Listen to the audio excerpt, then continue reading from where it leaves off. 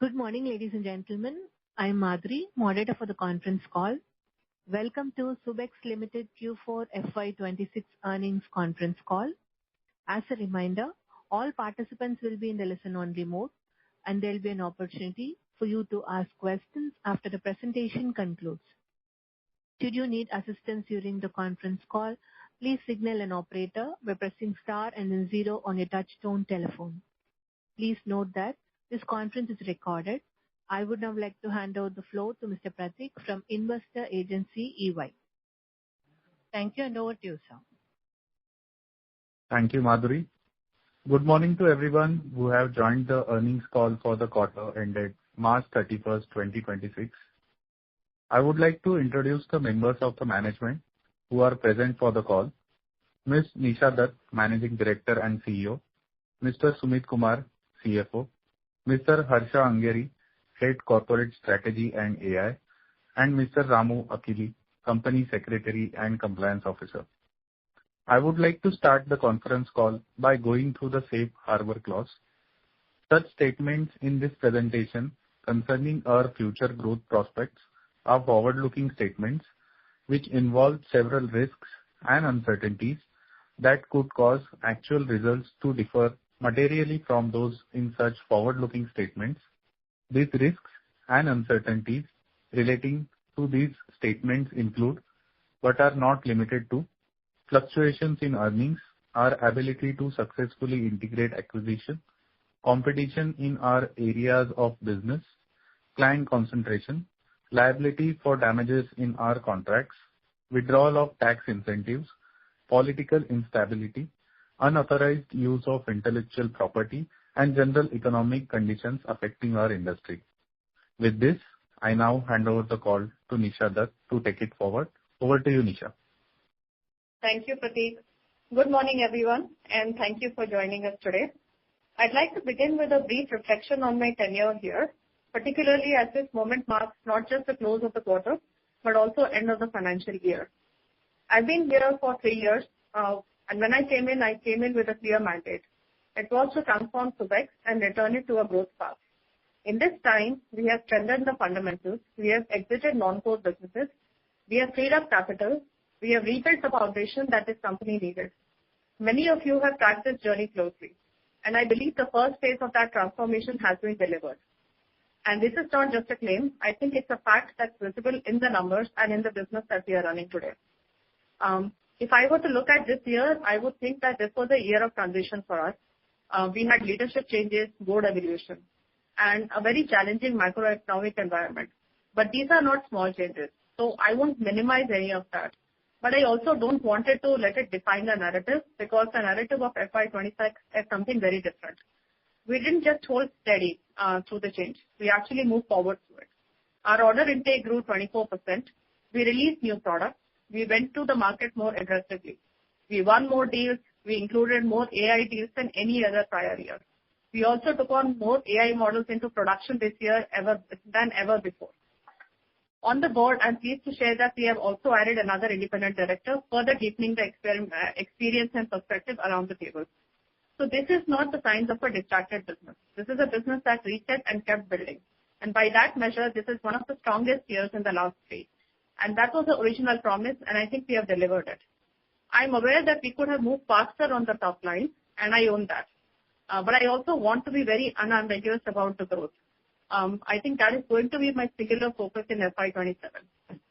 On Q4, we closed the year with a 3% sequential growth. Full year FY27 total income came in at 6% YOY. It was broadly supported by interest income. We are growing, but we are not at the rate that I would have liked us to set. So I'll be direct anytime that you ask that question of me. But one important context is important. It's important to remember before I go deeper into the numbers. FY26 and FY25 are not clean like for like.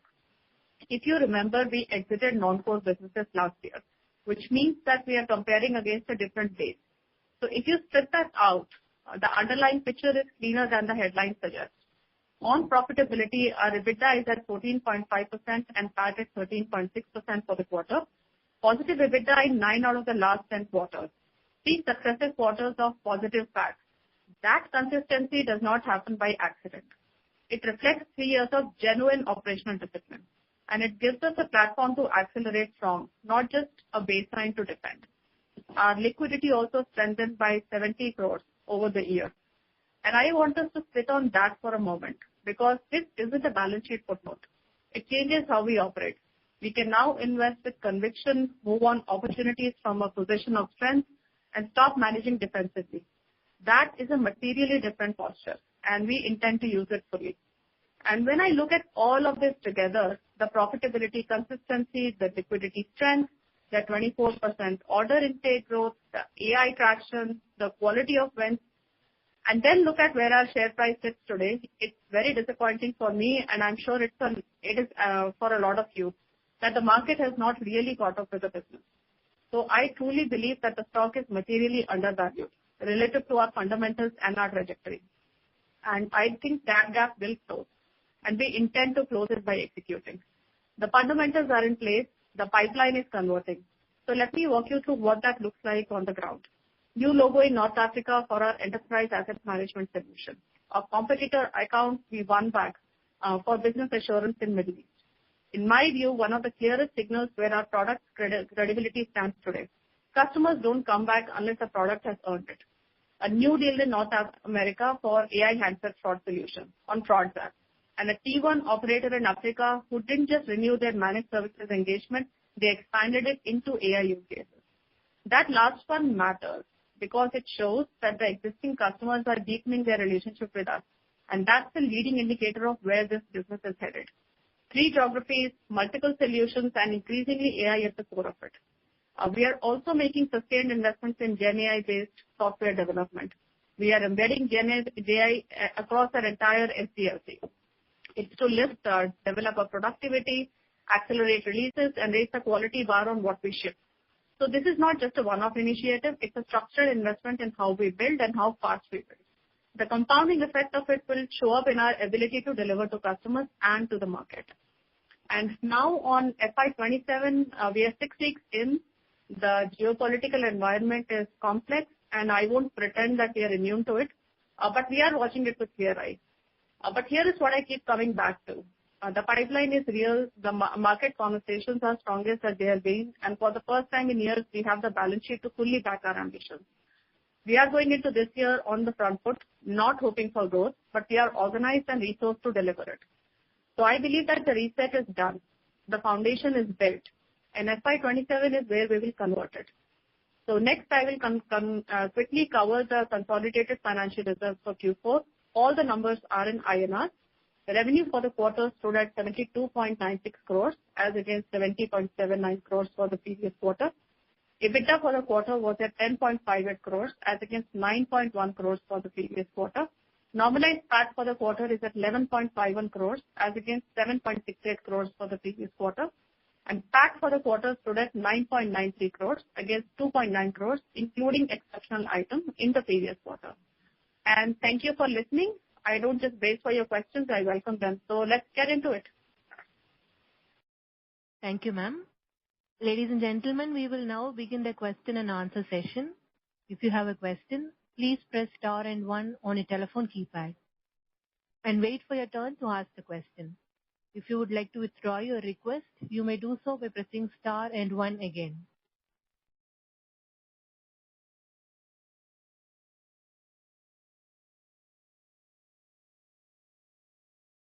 Dear participants, if you have any questions, please press star and 1 on your telephone keypad.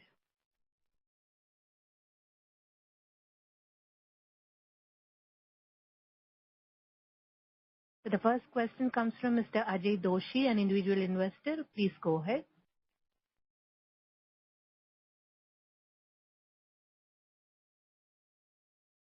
So please go ahead with your question, sir. Mr. Ajay? Sorry, there is no response. The next question comes from Sanjot Karev, an individual investor. Please go ahead. Hi, good morning, Nisha. I'm audible. Morning. Hello. Good morning. Can you hear me? Yes, you are. Hi, good morning. Yes, you are. Yeah. First of all, congratulations on the good set of numbers and good operational results. I mean, in the last 5 years, I think this is one of the best result as we have been in the company for a long time. And just my question is about, we are seeing a sequential growth of around 3% in the revenue. And in last 1 year, I think company has got orders more than 150 crores mostly in whatever the announcements was done by the company. So now is it really not converting into revenue? How or when it will get converted more into revenue? Is it because of whatever the geopolitical problems are happening and the orders are not getting delivered or closed for converting into revenue? And are we seeing that at least for Q1, whether the revenue will grow faster than earlier quarters?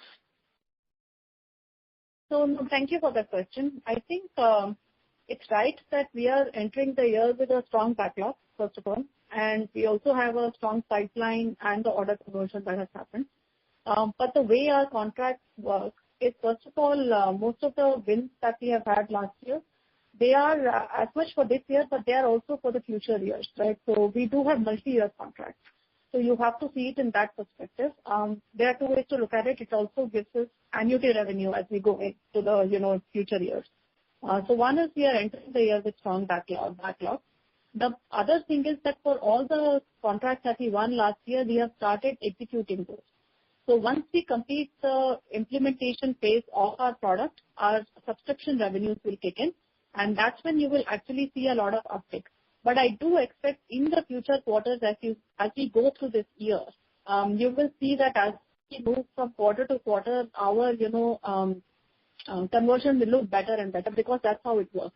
Because as you get to the end of the implementation cycle, your revenue starts really kicking in. So we are expecting to see an uptick from on the back of what we won last year. Sure, thank you for that. And the second question about how this market situation now, because of whatever the geopolitical things are happening, and a lot of work Subex is doing in Middle East as well as the countries which are impacted in the geopolitical thing.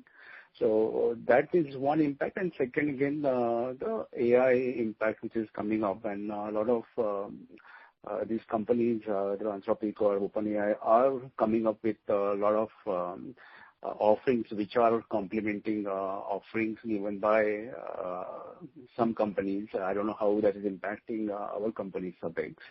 So these two scenarios, how things are getting impacted for the Subex. So on Middle East, see, the risk is actually, so obviously, it's first of all, it's very unpredictable. As all of us know that situation is changing on day-to-day basis. So it's become a little unpredictable for us, and we do have quite a bit of exposure in Middle East. But that said, what we have done is that we do have a Middle East mitigation plan, right? So a lot of our delivery, for instance, have moved offshore. We have offshored our delivery already. So last time when the war broke out, we moved a lot of resources offshore. And we are continuing to work with our partners. They are also very supportive in Middle East for offshore delivery models. So to the extent possible, we have avoided the exposure, and the work continues. We are doing it offshore instead of onshore right now. So we are also going back, I think, to a COVID protocol. So we are adopting some of the protocols actually and moving it. So in some sense, we are able to mitigate it. I think there are two parts to the risk, right? One is delivering on the projects that we already have won. The second part is where we can control it by offshoring some of it. The second part is, will you get the renewals that you were expecting, and will you still win a lot more in that market? So in that renewal, I think we seem to have a good control on the renewal part of the story, because customers are still working with us. So we are pretty confident that we will get the renewals. On winning the new businesses where we might struggle a little bit, because it depends on how fast the customers will move with allocating money to newer projects. So that's where a little bit of uncertainty comes for us, as for I think everyone else. So if I were to think about it, I would say that we have a strong mitigation plan. Two of the three buckets are kind of, I would say, a lot more under our control, or we are able to exercise control unless this breaks out into a much bigger thing than it is right now. But currently, as we stand, we are able to control it quite a bit on the Middle East exposure. On AI, I actually think of AI, open AI as a tailwind actually for our business. We are what we call, and for those of you who have been following, there is something called, system of records, SOR, and then there is system of intelligence, right, SOI. So what we think of our systems as, we think of ourselves as SOR actually, where we are embedded in telcos. So we are the system of records and we are strengthening that. And we deal a lot more with quantitative data, right? So what we are trying to do is we are trying to build an SOI layer on our system of records and trying to control that whole stack. So for us, it's been a tailwind actually. I don't think of it as disruption. If anything, I think it's giving us newer tools to actually go out in the market and build the intelligence which we were already sort of, sitting on. So I don't see it as a threat right now, honestly. If anything, we are very excited about what's coming because it's giving us productivity internally. It's helping us move faster. It's helping us build a lot more faster. So I truly think of it as, a boon, honestly. So. Oh, that's great. And my last question is about as Q2 and Q3 of last financial year, we are seeing a lot of orders. Even the value of the orders were also high. In Q4, it has gone down a little bit, or the orders are reduced. It obviously means some delay in decision making, or maybe what the things are happening. But are we now? How are we seeing like a demand for the services offered by Subex in other markets which are not directly impacted by the geopolitical? So are we seeing that the traction is better and the things are moving forward and things may get closed in Q1 and Q2? More deals may get closed in Q1 and Q2? Yes. So, see, the deals that you saw in Q3, so what happens is that there are two types of, businesses that we do, right, or the deals that we win. Some are, we call them as, the blockbuster deals. So some of the deals that you saw last year, for instance, the one over 6 million or those are blockbuster deals for us. They don't happen, that's that they don't happen every quarter. But when they happen, they come with a big number, right? On a quarterly basis and on a business as usual basis, our deal sizes are in the range of, $1 million, $1.5 million. That's what you see typically. So that's the cycle. So anything that goes over a 2 million, 3 million is a blockbuster deal for us. So you have to see it with that, a little bit of that perspective. We continue to build, in fact, our backlog, like I said, right, our backlog is very strong, and our OI, and when I say OI, that's our order intake. Our order intake last year was 35% higher actually than any other year. So we have done some amazing work last year. So we do that. That gives us a strength of, backlog as we enter the year. And we continue to see that momentum, actually even from Middle East, I would say.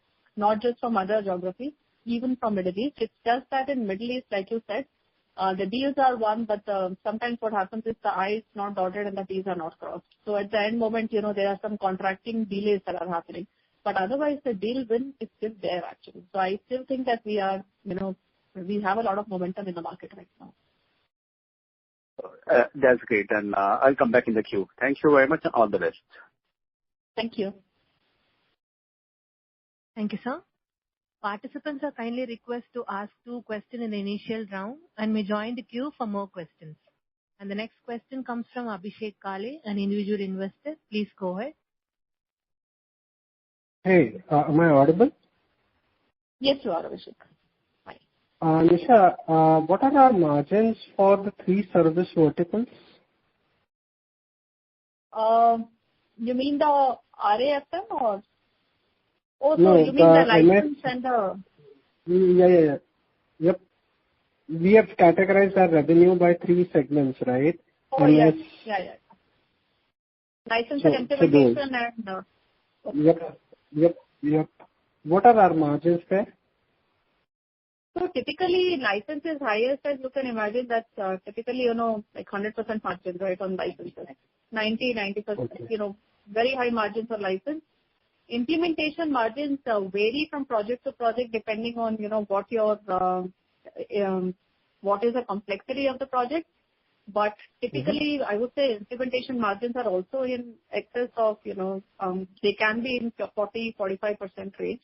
Implementation margins, they can even go up to 60 depending on the complexity of the project. So there is great variability in that license, in implementation component. Then MS is obviously, I would say, this is high quality revenue typically for us, so that's 50% plus on MS, and AMC is 70% plus on the margin. So that's typically the margin profile.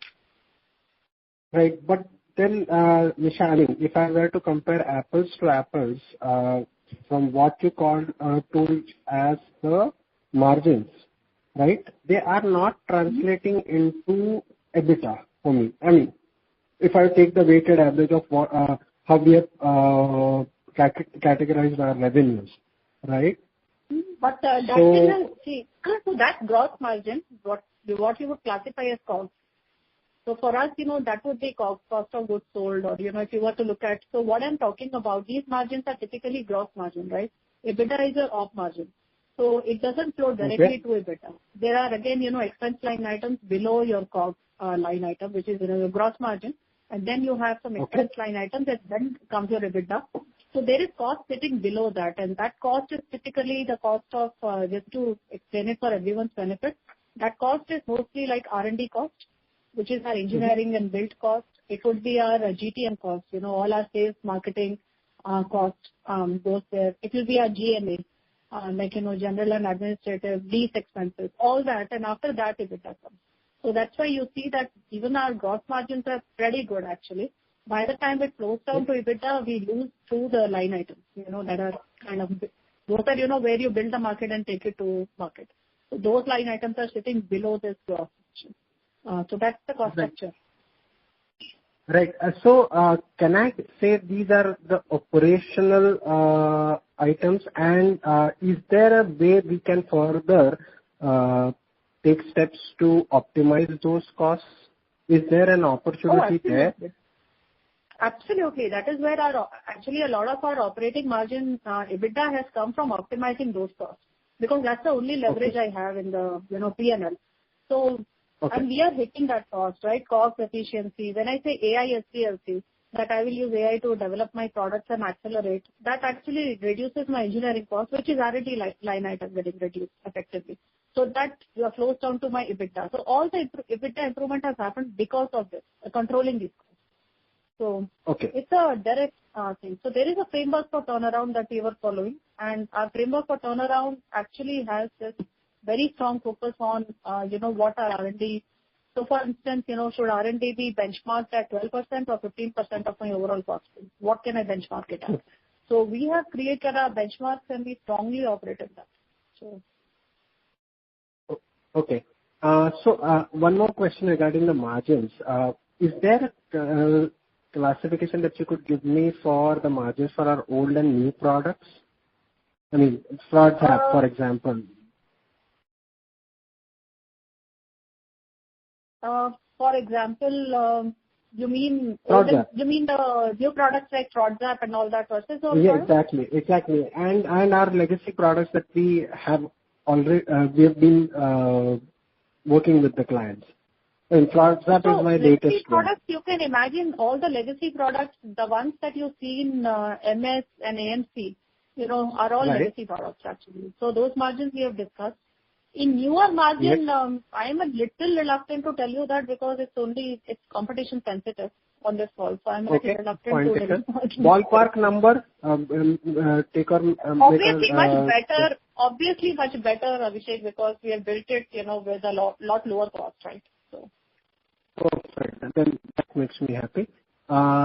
Another question, if I may continue. Conservative and stretch targets, the question that you don't like to answer mostly. Stretch targets for 26-27, forward-looking statement. Ramo is staring at me, so. Who? Ramo? Okay. Ramo, the company secretary is staring at me. Yeah, I know. Right? So. But see, Nisha, I mean, curiously shaking his head that no forward-looking guidance. No, I mean, you rephrase it in whichever ways wordsmith it, but we would like to hear a number. Look, we are entering the year with very strong backlog. We are entering the year on the front foot, on the back of a lot of wins last year. So I am, if I were to give any, without taking the numbers, if I were to give any guidance, I would say that as team, as everyone here, we are actually very bullish right now. So we are very bullish in this year, and I feel that by all benchmarks, we should beat everything that we have done this. So we are going in very bullish. Unless something. I have three more questions. Again, I would say trust the process, right? I'm sorry? So only one thing is trust the process. I think it has given us a lot of results until now. So please trust the process. It's working. Okay. I have three more questions. May I squeeze those in, or do I have to come back in the queue? Maybe you can. I think your turn will come very quickly, so you can come back in the queue. Okay. Thank you, sir. The next question comes from Ajay Doshi, an individual investor. Please go ahead.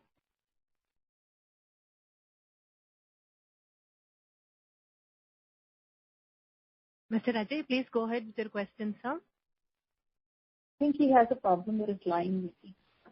Yes, ma'am. There is no response.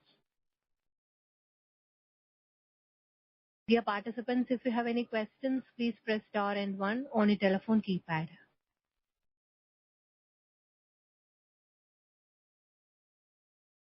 The next question comes from Mehul from 40 cents. Please go ahead. Hello, ma'am.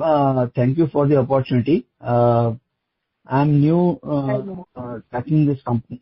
Yeah. I have two questions. One is, what is, I know we are into the software development. Mehul, we are not able to hear you clearly, actually. Your voice is breaking. I'm not able to hear you very clearly. Is it better now? Hello? Yes, please speak. Let's see if we are able to hear you. Is it better? Yeah, I think so. Hello, is it better now? I think so. Yes, sir. Hello? Yeah, hello. I think so. Yeah. Am I audible now? Yes, you're audible. Okay.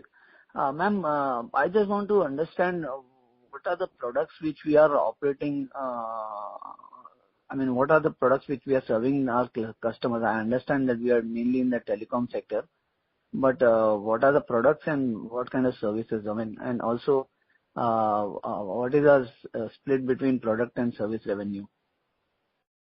Okay. That is my first question. Product, I have another question. Yeah. Okay. First, I'll let you know. Yeah. Go ahead, please. So products, we mainly have 3 or 4 products. So one is revenue assurance. Then we do fraud management solutions for telcos. So you're right. We typically only serve telcos, and we do revenue assurance is basically protecting revenues for telcos. Fraud management is helping them detect and fight fraud. That is where we also use a lot of AI actually. The third one is partner settlement system, which is really wholesale billing. So we do wholesale settlement, billing settlements for telcos. And the final one is enterprise asset management, which is essentially you discover assets on a telco network and you kind of reconcile that with their fixed asset registry. So that's primarily the 4 products. Obviously, we have embedded our AI and injected it into our product portfolio. But where we see the strongest need for it is actually in fraud management and revenue assurance. So fraud management also because you are seeing the fraud grow on your phones today, right? The WhatsApp fraud, to call fraud, to click on the link, phishing, smishing. So a lot of fraud types are now digitally evolving because the attack vectors have increased with the number of devices that we use these days. So that is primarily our portfolio. And we are a product company. We build products and we sell products. And our service revenue is around the products so we service only our products. We are not a general SI or system integrator that goes and services any product. We do services only around our products. I hope that answers your question. Yeah, that answers. Thank you, sir. Follow-up question is that you mentioned that mainly, you are providing fraud detection solutions. So how does it work? Because let's say I am a telecom customer with Jio, for example. And, so where will your products fit? I mean, I just want to understand because, I will be using Jio, but somebody calls me and then there's no control who is the guy who is calling me and what kind of fraud he can do. I mean, he can ask me for a pin. So I'm just trying to understand how does it work, I mean, maybe I've given a wrong scenario, but there may be some scenarios where your solutions work. So I just want to understand. Okay, so fraud is a ever-evolving landscape, right? I mean, one is, I will kind of, answer a little bit, but I think if you are interested in, really understanding the product portfolio and what we do, then I would also say that maybe, you should kind of look through some of our collateral. But in terms of very quickly, if I were to answer, I would say that our system sits deep in telco, right? And what they do is they look like, so we can solve things like, SIM swap, Wangiri fraud. Now the frauds that you are talking about, for instance, the WhatsApp fraud, these are all digital frauds that have evolved, quite recently actually. This is, the legacy on this is not very high. And there are solutions that are targeting, solving some of these things. So we build solutions to see if we can, help telcos fight some of these frauds. Now, will all telcos use the same solution? No, because depending on what a telco's infrastructure is, the solutions also vary. But our point is that we are helping them fight quite a bit of fraud actually in the system. So an occasional call that comes to you or a WhatsApp call, it's not to say that, because somebody buys our product, there will be no fraud in that network. Fraud is evolving actually very, very fast. Fraud is a very fast evolving field, right from deep fakes to account takeovers. It's actually moving at a very fast pace. So this is something that we have to be constantly on top of. Right. Ma'am, how much of your, how much does your revenue come from top 10 customers? I think about 60% comes from our, I would say the top tier customers. That's generally 60 for us. 60%, is it? Yeah. Okay. And is it possible to know your key clients, your key customers? I think we already disclosed it in our investor presentation actually. So our investor presentation has the logos that we are working with. Okay, I'll look into it. And last question, ma'am, because mainly whatever little I did check, I just checked Subex numbers today itself, so I don't know much. But what I understand is that there is no promoter holding. So who is the largest shareholder in this company? I mean, who are the key shareholders? I mean, just trying to understand. Very diverse. No, that's true. We don't have promoters. We have a very diverse shareholding, and our bulk of the shareholding is retail investors. So we don't have. Our cap table is pretty diverse from that perspective. So it's primarily retail shareholding. And what kind of shareholding does the management have? I mean, because that is all, you guys should have skin in the game, right? Otherwise, there is kind of a... No, that's correct. So the board has taken a cognizance of this ask that has come up repeatedly actually. So our management does have ESOPs. I can, and we are trying to, every time that the ESOP pool becomes available, we are trying to kind of increase the shareholding of management consistently. But the way management holds stock today is through ESOPs. Sorry, through ESOPs. Thank you, sir. The next question comes from Abhishek Kale, an individual investor. Please go ahead. Hi. Hey, Nisha. Yeah. Steve, what's the progress in onboarding our HNI investors and MFs? Abhishek, we did one round for Arihant Capital. Okay, I'll come back again. Your voice is breaking a little bit. Okay, is it better now? Yes, yeah. Okay. So what's our progress in onboarding HNI investors and MFs? We did one Arihant Capital presentation, but after that, have we received any kind of a response from any HNIs or large MFs or something? No, not yet. We have had some conversations, but not yet actually. I mean, I don't have them on the cap table. But what we are going to do is that we do have a plan to actually hit the road, and that is this quarter. So we are going to hit the road, and we are going to start presenting, because I think now we have the results, with us. So we are going to hit. So this quarter or this year, a lot of my focus is going to be to see if we can improve the cap table right now. But this quarter onwards, we are hitting the road, actually. We'll present to PMS, MF. So we are going to meet a lot of people. Okay. So one, I think this is more of a feedback.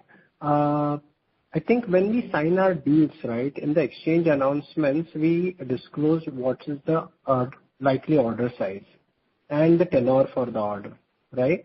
But if we can include milestone payments, right? So this is when we see that these milestones would be met, and this is the likely percentage payment that we are likely to receive. That, I mean, for us, the 6 million deal, let's take that. It's a 5-year deal for us, right? But I don't know how and when am I going to get the revenues, right? So it would make a lot of sense for investors to understand milestone-based payments as to when we receive how much. I mean, ballpark is fine, but I'm sorry? No, I think that might be challenging only because contractually we are bound by some, confidentiality issues with the customers.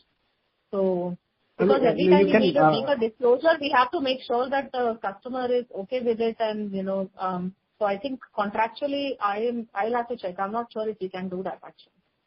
Contractually they will not agree to it, and also it's somewhere a little bit competitive information, right? How we structure our contract, how much of it is front-loaded versus back-loaded. So some of this falls into that competitive sphere. I mean, without breaching the contractual obligations and without having to disclose to our competitors what we are, I mean, if there is any rough idea that we can get, if possible, it would be a great help. And another question is on the goodwill write-off. Is that past history done? What have our auditors said on that? Because I think 2 quarters back you had hinted that we may have to look at the goodwill on our books, about 190 crores plus amount. So what's happening?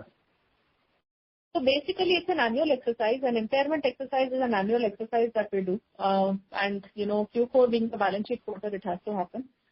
So that is why I had indicated earlier that it might, we will go through that balance sheet exercise. So we have completed that, and our auditors have concluded that, the carrying value is fine right now, and there was no need to impair, actually, any of the investments. So that has also given us a lot of forward and positive momentum, because the goodwill value is compared against, your current performance. So they also felt that, there is absolutely no need to impair this right now. So I think in that sense, it's been a good outcome for us. Perfect. Hey, one last question. It's about our board. The reorg, is the reorg complete, and have we received any initial feedback from the new members of the board from their vast experience in this field as to how we can better our products offerings or approach on the sales side? Any inputs of that nature? Actually, they are very, very engaged board. So it has been an extremely engaged board. And we have received a lot of feedback, and I think this is a very different board, because the ones we came in, the first thing that they asked us for was for tech deep dive. So they said that they wanted to do a tech deep dive, and they had to organize like 2 sessions just taking them through our products. They looked through the demos.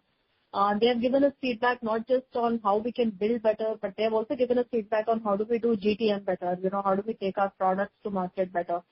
So they understood how the AI agents work. So I think in that sense, it's a very, if I were to use the word switched on, right? They are very switched on. And we just went through our AOP and budgeting cycle for Q4, for FY27. And in that also, they were very pushy with us, right? So all the plans that we presented, they really pushed the management to keep asking, why can't you do better than this? Shareholders are waiting for some better results. Why can't you do better? So there is a lot of, I would say, good push that came from them. which genuinely made us rethink our plans and, we kind of represented to them. So it's been a lot of push. It's been a lot of good feedback. And I think they're also holding us accountable. But I would say more importantly, they are very fair. And, and so far as my expectations or my interactions go, they have been very fair as well to all of us. So it's a very engaged board. Wonderful. Wonderful. One last question. With the recent announcements which PM made, wherein he has asked most people to try working from home, right? If a significant portion of our employee group, right, temporarily at least works from home, would that impact our operations by any means? Because we would have had this situation in COVID era. So would that impact as to how we function as a team? Actually, honestly, we already are working in a hybrid mode. So Subex never went back to 5 days a week in the office. So we are, we don't work 5 days a week. We actually work 3 days a week and 2 days people work from home. So we are already on hybrid.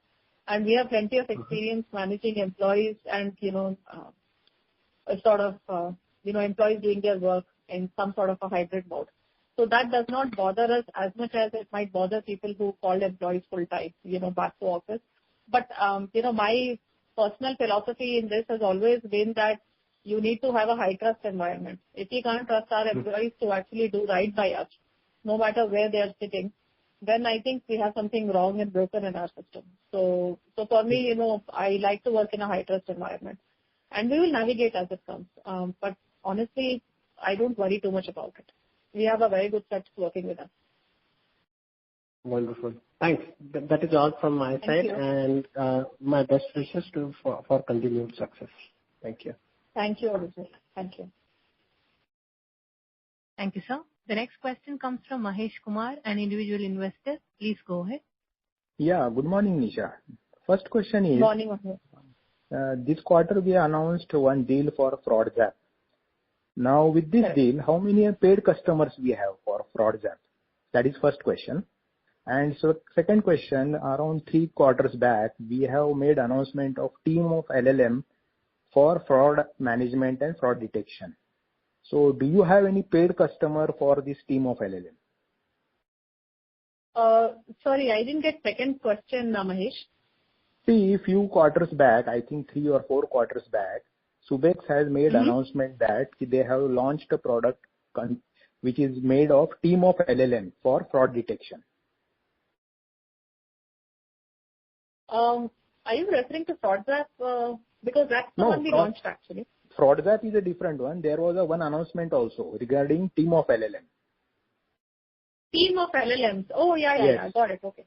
So you had some announcement, and then some POCs were going off for that. So for that particular product or solution, do you have any paid customer now?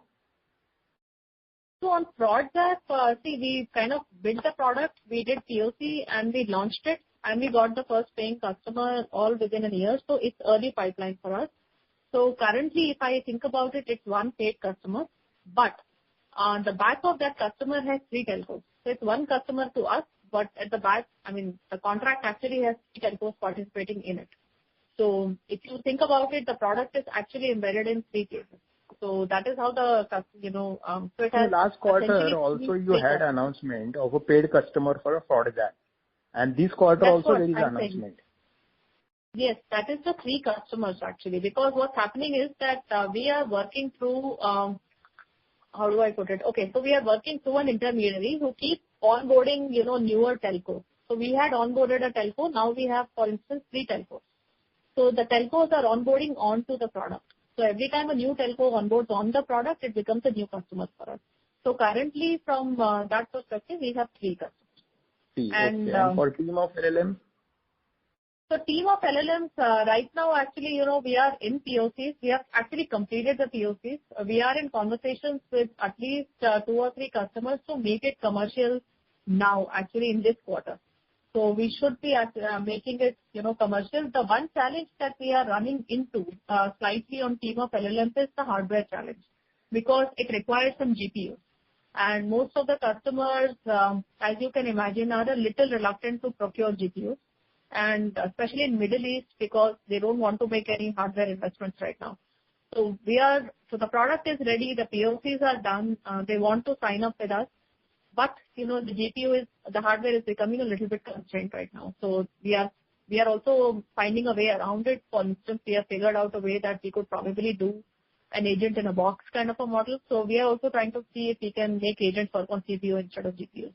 So that's the technical challenge that we are wrestling with even as we speak. So that has been a little bit slightly, delayed for us from that perspective. It's not because the interest is not there. It's not because the customers are not willing to pay for it, but hardware is a little slight challenge. We are challenged on that aspect. And what will be the impact of Iran war on our business? Because we are mainly focused on Gulf region. 31% of the revenue is coming from that region. We do have quite a bit of revenue coming from that region, but APAC and Europe is also very strong for us actually. So I think APAC and Europe remain steady. Americas, we are going to invest heavily into Americas this year and see if we can bridge it back up. Africa also is seeing momentum. Middle East, no doubt, will have some impact. But the way we are trying to mitigate is that on all the implementation, all the projects that we have already won, I just mentioned it to Sanjot as well, that all the projects that we have already won, we are trying to offshore those projects and see if we can deliver them from here. And customers are very supportive of that given the situation. So most of the resources, we have actually moved them out of Middle East back to India. And we are now delivering from Bangalore, most of it. In terms of contract renewals, we don't see a major risk unless this blows into a much bigger war. And in terms of new decisions or new purchase decisions, that's where we see a slight risk of customers delaying decisions. So that may be a slight risk there. So that's where we are. Okay, I will join back the queue after. Thank you, Mahesh. Thank you, sir. The next question comes from Jitendra Butoria, an individual investor. Please go ahead. Good morning. Morning, Jitendra. Yeah. So I would like to ask you about we had closed that sectorial business. Now, there were certain receivables for which we had filed, we were trying to take some steps for recovery of that. So what is the status of sectorial as of now? Has it been closed? All contracts closed? And whether those receivables which we are trying to... One is closed. The other one... And, please go on. Yeah, the other one which was pending. And secondly, what is the status of those receivables from the earlier contract which we closed and we had, written off some money, good amount of money? So on sectorial, there were two major contracts. One is closed. In fact, we are, it's almost contracts, the final contracts and liabilities we are closing actually. So I would, from my perspective, consider it closed almost. The second one is where there are also receivables. There we have decided to take a legal route. So that's where we will go, down the legal path and we will try to. We are actually engaged. We have engaged a lawyer and we are going to go down the legal path and see if we can do some recovery there or arbitrate with the end customer. So those receivables will take some time because we are going down the lawsuit path on that. Okay, so this is the one which you are talking about, which we have already written off, that receivables or the contract which that we is closed? The one. No, the one that we have already provided for. So we have already provided for it last year. So so there is no risk to anything. We have already provided for it in the book. In fact, if anything, if we are able to settle this and if we are able to recover money, and I'm hoping that we recover all of it, but through arbitration, whatever recovery comes, we will sort of offset our provisions against the income that we book. So that's how we will offset the provisions. And my next question is regarding the revenue. We find the revenue and stuck around 72 quarters from So when could we expect this revenues to blow exponentially? I think in the back of some contracts that we won last year in good OI, as our implementation cycles start finishing, I would say by middle of this year and all that, as the implementation starts coming to a close, provided there are no delays, the revenue uptake should start at the back of it. So your wish and our target of 100 crores per quarter, when could we expect? Inshallah. Nice. That's great. That is a point, where the glory of Subex will lie. No, absolutely. That's my war cry internally as well. That is my war cry to my team, that we have to get this 100 crores. So, no, absolutely. I think this is the year we go for it. Are we looking for any acquisitions, inorganic, or how do you want to proceed with the amount of cash which we have now? At least we can take some sort of a risk for our products. Oh, absolutely. So we do have about, so if I were to, kind of put some cash aside for our working capital, if I give myself 6 months runway and all that, I still have about 50 crores sitting on the balance sheet. Plus, we will also generate cash through the year, right? So we are wanting to go back and look at some potential ways of, seeing if we can do some packings this year. So that is actively a discussion that we are having with the board, within the team. So that's definitely on the cards. We'll be looking at some opportunities. So are we doing anything with on-grid investment, planning to increase or dilute or divest? What are the valuations? On-grid, no, because on-grid actually is doing very well right now. So because every year when we complete the year, we obviously look at, we ask them for their P&L and balance sheet. So it's actually looking really good for them. So since they're doing so well, my investment in them is doing well. There is no good reason for me to exit right now. No, that's absolutely correct. So if the company is doing well, are we planning to add some more investments into that, or they're just holding on to whatever we invest? No, actually, I would rather reinvest back into our portfolio. So, I feel that I would rather, there are more opportunities for me to, grow my money than to, put it outside. And I would rather take a bet on my team than take a bet on, some other team. So at appropriate time, we will be divesting on-grid. Yes, when we need the money. Honestly, today I don't need the money, right? So I don't necessarily need the money in that sense. I mean, I think let it grow there. It's a good bet for us. And we have enough cash to reinvest in our business. So let's just grow back. We have enough bets that we want to take internally. We are excited about agents. We are excited about, some of the things that are coming up for us. So we want to go back, more bullish on those areas. So we'll take our own bets. So our revenues are mostly in foreign currency. So are we being benefited out of this rupee depreciation? How? Because our expense is mostly India-based. We do. So how does it help?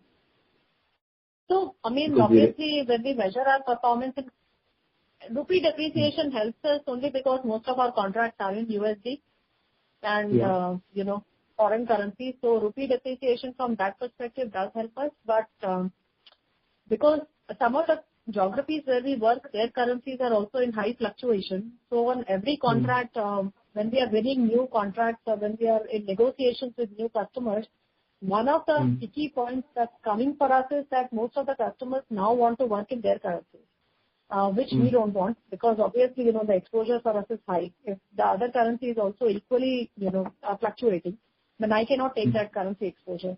So the sticky point becomes often for us that do they have the USD to give us or not? Can they do dollar contracts or not? So that is also slightly delaying some contract negotiations and all that, but we are sticking to our ground. For us, I think we are, to the extent possible, we are only doing our GBP, USD and Euro contracts. That's great. The next question comes from Ashish Koti, an individual investor. Please go ahead. Good morning, ma'am. Thanks for the... Morning. Hello? Can you hear me, ma'am? Yes, morning. Yes, yeah. I can hear you, Ashish. Yes. Ma'am, I have a question.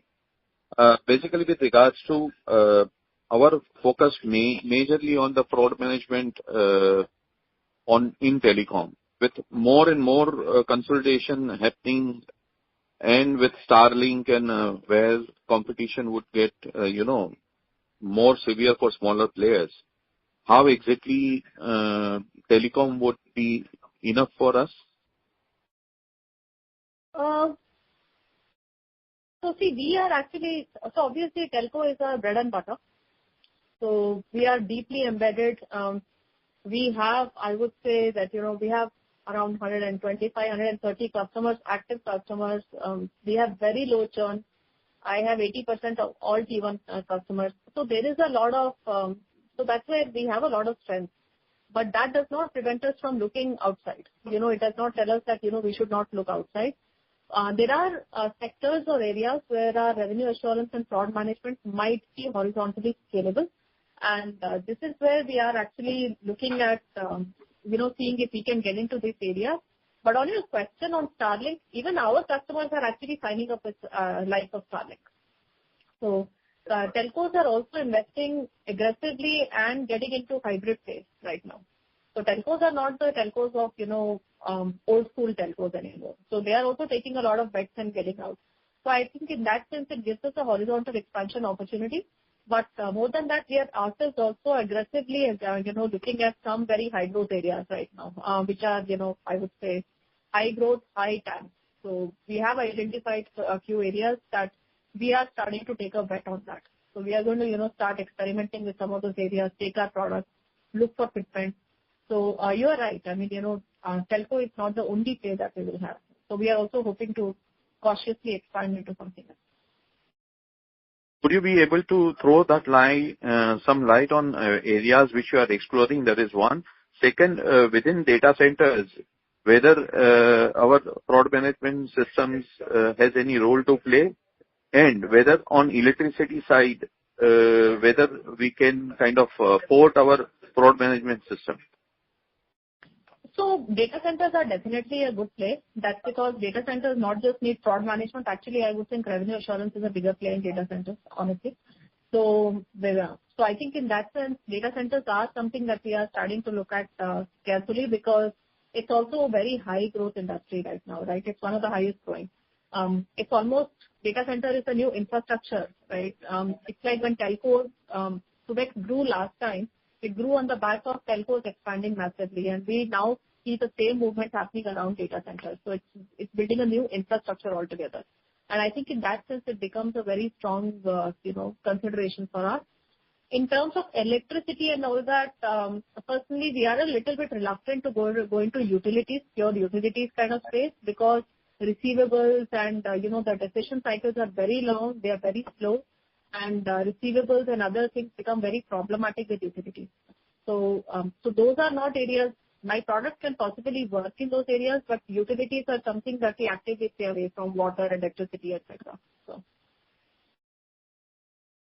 And ma'am, all our revenues are totally 100% on subscription model only? No, it's not. It's a traditional thing where it's a license, implementation and support. So it's not 100% subscription. No, but in terms of sales, I'm not talking about operation and maintenance. I'm talking about purely in terms of sales. All our revenue is in terms of subscription model, or is it product sale also still? No, we do sell and we do the license, right? So we sell our product, we recognize some license revenue, and then we do implementation of the product, we get implementation revenue. And that's when, after the implementation is over and customers achieve what we call, as go live, which is, our product is live and working in their system.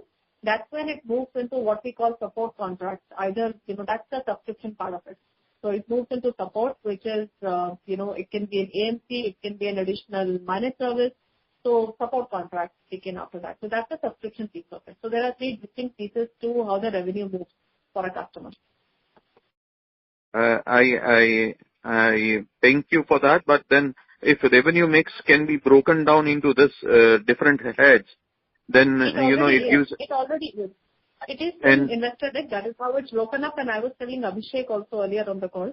That's exactly how it's broken up. You will find it as license implementation. You will find MS and you will find AMC. So MS AMC is the subscription. If you want to think of it, as subscription, MS AMC is the subscription bit. The license implementation is the product part of it. So if that helps you. Okay, ma'am. I'll come back in the queue for any more questions. Yeah, thank you. So thank you, Ashish. Thank you, sir. The next question comes from Mahesh Kumar, an individual investor. Please go ahead. Yeah, Nisha, in multiple past investor calls, you have been mentioning that your first priority is to take the ship out of storm. So as on today, is the ship out of storm? That is the first question. Yes. And second question, if the ship is out of storm, what are the new growth engines that you are trying to put in place, which will give at least more than 10% growth? And third one, since you are focusing on data center, why the data center companies who are also software companies, also services companies will use your product rather than building that in-house? These are the questions. Fair question. So ship out of the storm, I think that, every time we think we are out of the storm, a new one looms. But I would say that in terms of overall direction, I actually, like I said earlier also on, when I was giving the initial opening remarks, I truly think that ship is out of the storm. In that sense, the first part of transformation, I think we have delivered. So now our focus has to be on growth and we have a balance sheet actually. So I think in that sense, the fundamentals are back in place, right? So when fundamentals are in place, I can confidently say that we are on our way now. So that gives me confidence that we are over the worst. So second part of your question is on, I think it's asked about data centers. So data centers is something that we are... Growth engines. Sorry? What are the growth engines? So growth engines are kind of... Okay, so our growth engines broadly come into, I would think of it as 4 categories, right? So there is a traditional telco that remains for us. Telcos themselves are becoming techcos. So I think, like I was saying, that there are horizontal expansions with JVs being done by Starlink and all that. So that gives us a horizontal expansion. There is TAM there. Then there is a new thing called agentic in-house and MS replacement, right? So wherever they have MS teams, so all telcos have a lot of, managed services teams. So wherever they have managed services, we can actually go and place, agentic AI and see if we can replace or, reduce their managed services team. That is a very different stance. The third is, the new age leakage vectors, right? So FraudZap and all that control those new age leakage vectors like social engineering, A2P, SMS fraud, account takeover. So we have built a suite of products that can now address the new leakage vectors. And the final one is telco adjacencies. That is where the mobile money fraud, MVNO, IoT assurance, telco fintech, data centers, all this comes into telco adjacencies that we are strongly looking at. So if I actually look at the TAM, this is, 4.3 billion of TAM that did not exist even 2 years ago. So a new TAM market has opened up completely for us. So I actually think that the play for us is quite big. And these are the exact levers that we are going to anchor our business on. And all of this is quite fast growing, right? So none of this is a slow growing market anymore. And what about data center? Why the data center companies will use your product when they are themselves having huge software teams to build it? I think that goes without saying, right? Telco, see, one thing is you should remember that wherever our products are, telcos use us for scale, right? So we shouldn't forget that one is scale. One of the telcos that we work with, and this is not an isolated example, we process like 120 billion records a day. So a software is not just a software. It has to work at a certain scale. And we have production grade software that works at a very huge volume, right, and scale. So I think that's one good thing that we have going for us. The second is on some of the products like revenue assurance and all that, even telcos have huge teams. Why do they still use us? It's because there is a maker-checker system, right? You cannot actually make your revenues and also check it. It's like auditing pretty much, right? We use auditors because I cannot report my revenues directly to you unless an auditor puts a seal and says I've seen it externally and it's true. So a lot of our software is also, I would say an audit, kind of a compliance kind of a requirement, right? And the third piece is domain knowledge. That is very specific to solving fraud. Domain knowledge doesn't build overnight actually. So we have cut our teeth for 30 years in it, right? We have seen patterns across 30 years, across telcos. No individual telco can beat us when it comes to, I know fraud patterns across 100 plus telcos.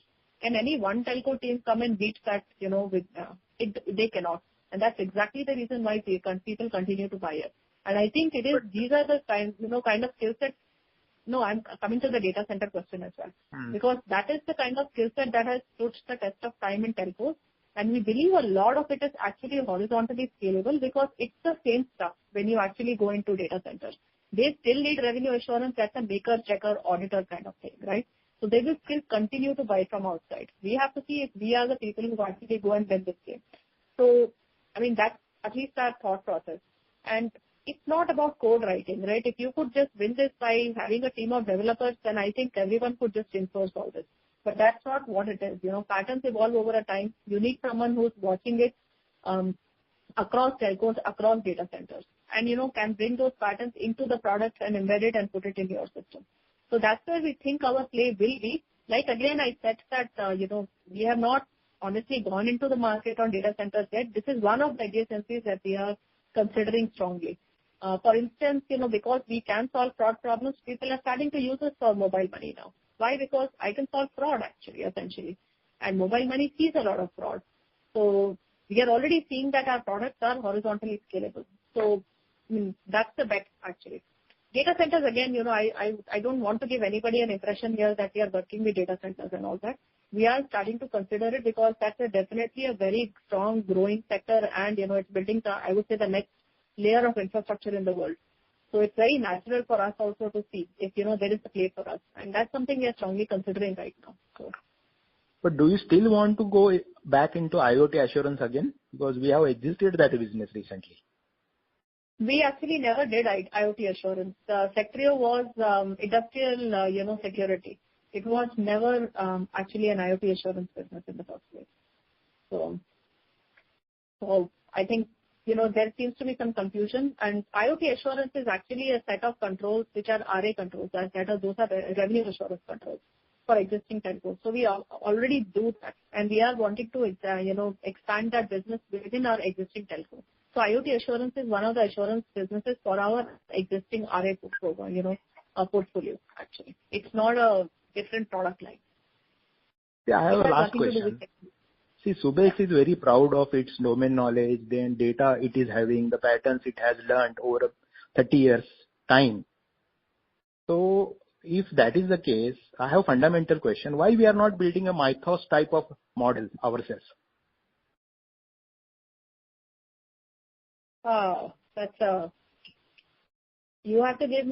You guys have to believe in us more. I want Anthropic level salary. 100 million is what we need to build Mythos.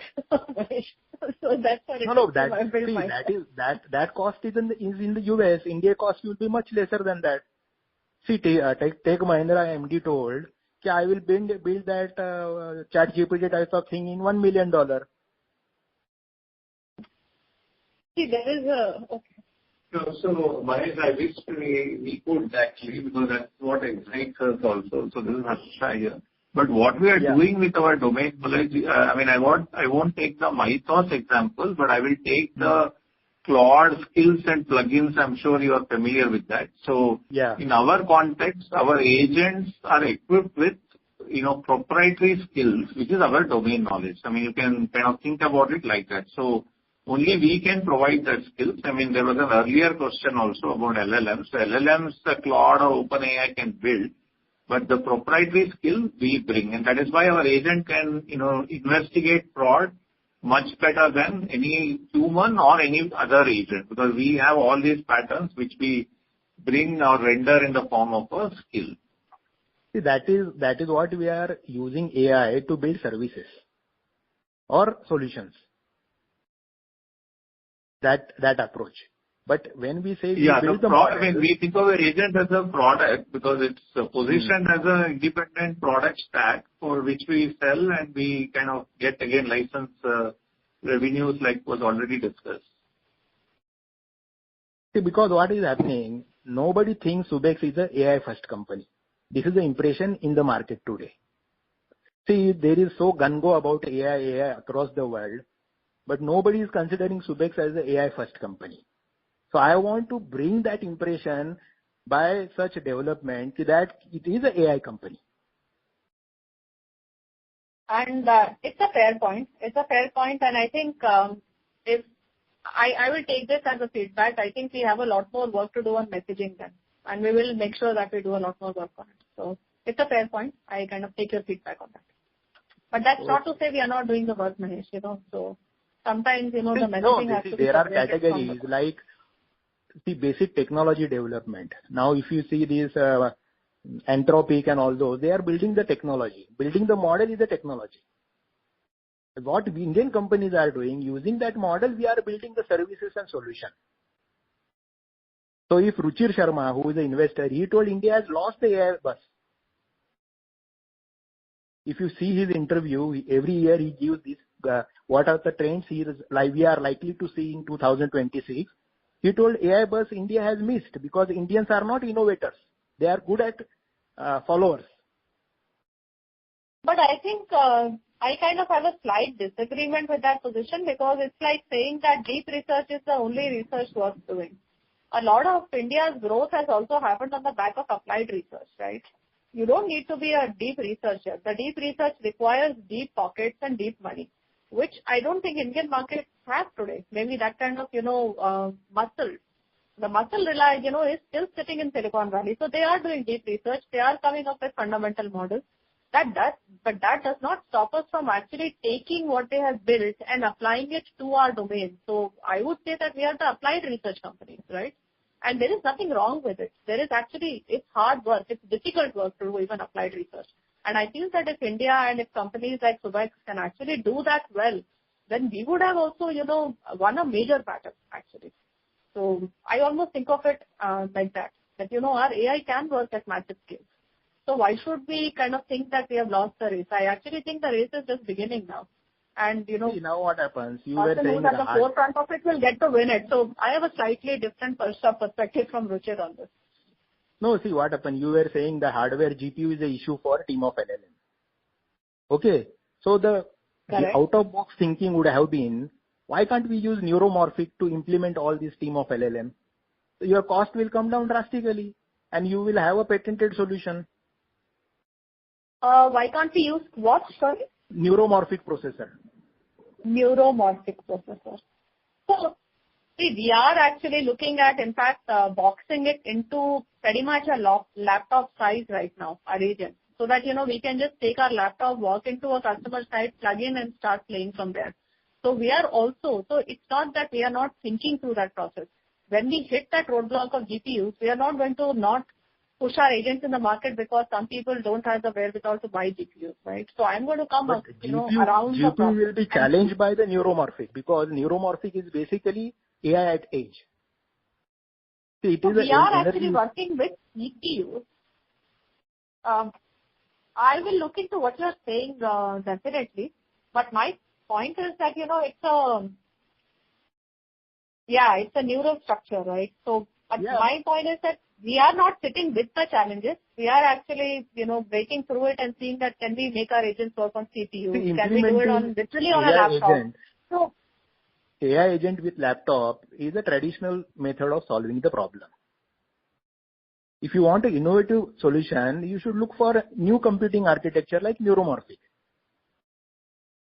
So Mahesh, we actually kind of do both, but I think to, take it into market today, with the infrastructure that is available with telcos, obviously they do not have this kind of computing because the way But you are trying to put in a box, na? You are trying to put in your own box.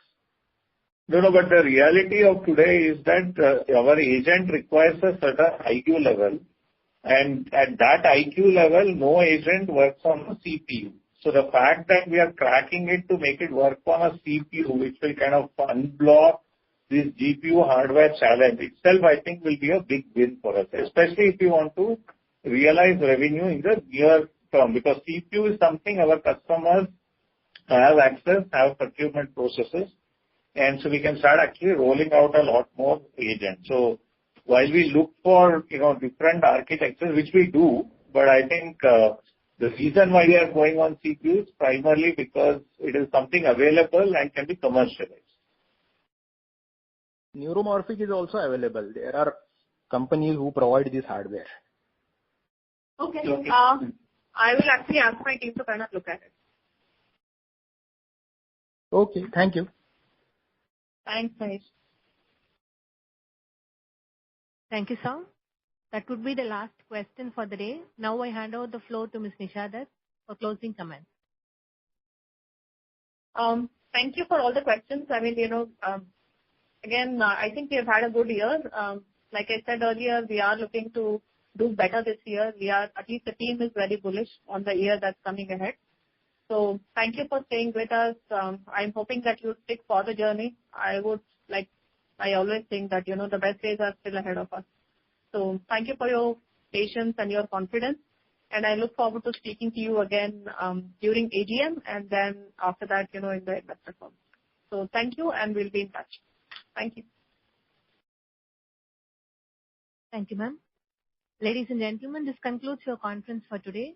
Thank you for your participation and for using Doostab's conference call service. You may disconnect your lines now. Thank you and have a pleasant day.